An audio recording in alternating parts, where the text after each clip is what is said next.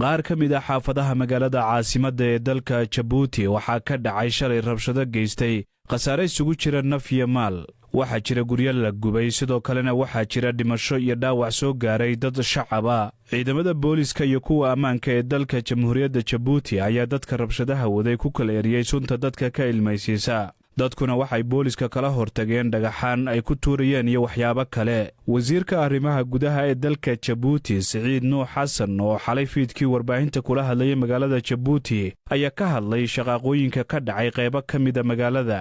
waxaan maanta kala hadlayaa shicibweynaha reer Jabuuti oo ka wargelinayaa arrimaha halista leh ee maanta ka dhacay magaalada madaxda Jabuuti oo arrimo loo dul qaadan karin ay tahay. dhowr kaartiyo maaragtay ka kooban magaalada madaxda oo waliba maaragtay qaybta balbala arrimo foolxun ay ka dhaceen.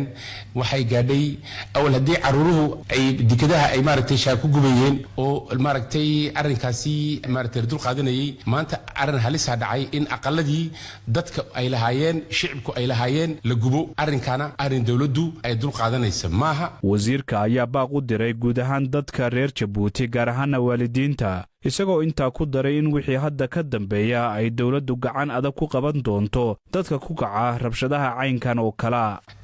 waxaan ka wargelinayaa shicibweynaha maaragtay Jabuuti in ay dhimasho timiday sida wararkan ay soo gaadhay ay maaragtay dad ay ku dhinteen ku geeriyoodeen meesha. waxaan leeyahay dadka horta Allah u naxariisto, kuwii ay ka tageen asimidiban Allah ka siiyo. waxaan leeyahay waalidiinta in ay fidnada dhagax tuurka ka bilaamaya maaragtay caruur ay ku koobneen ee lagu daba jiro.